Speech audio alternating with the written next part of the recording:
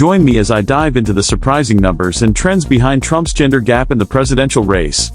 The presidential race is on, and it's no secret that Donald Trump is facing an uphill battle against his Democratic opponents. One crucial factor that might just tip the scales is the glaring gender gap in his support base. Trump's campaign is facing a central challenge: his struggle to appeal to female voters. This demographic has historically been a crucial swing vote, and Trump's lack of traction with them could spell disaster for his re-election hopes.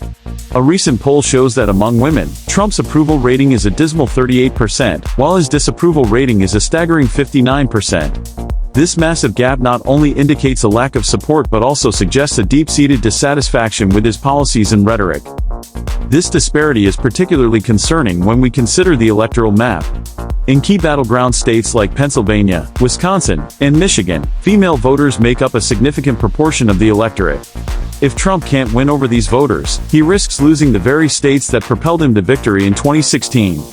Moreover, this gender gap isn't just limited to women, it also has significant implications for independent voters, many of whom are turned off by Trump's divisive rhetoric and policies. The consequences of this gender gap are far-reaching and could have a ripple effect throughout the entire election. Trump's inability to connect with female voters may ultimately cost him the election, and his party control of the Senate and House. So, what's driving this yawning chasm between Trump and female voters? One major factor is public perception. Many women view Trump as out of touch with their values and concerns, particularly when it comes to issues like healthcare, education, and reproductive rights. His policies, such as repealing the Affordable Care Act and appointing conservative judges, are seen as directly threatening their well-being and freedom.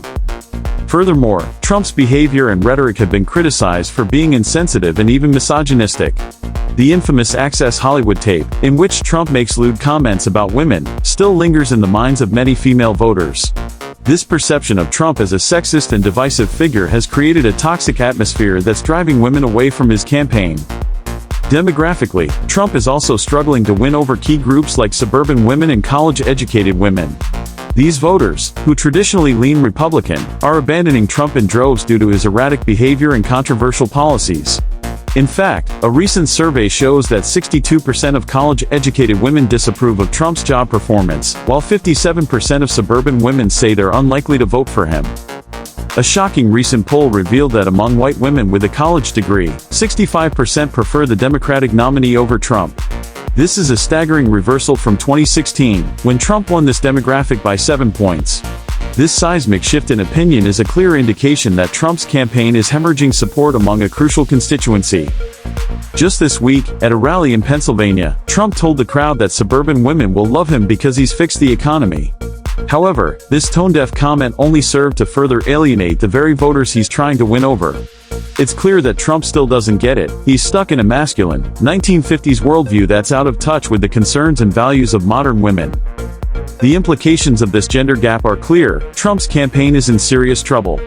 Unless he can find a way to dramatically shift his campaign's tone and rhetoric, he risks becoming the first incumbent president to lose re-election since 1992. In conclusion, the gender gap is a stark reality that Trump's campaign can no longer afford to ignore. As we head into the final stretch of the election, it's clear that Trump's fortunes will rise or fall on his ability to win over female voters. Thanks for watching. If you have thoughts on the gender gap, leave them in the comments below. And if you want to stay ahead of the curve on the latest election trends, be sure to check out our next video on the role of social media in shaping the 2020 election.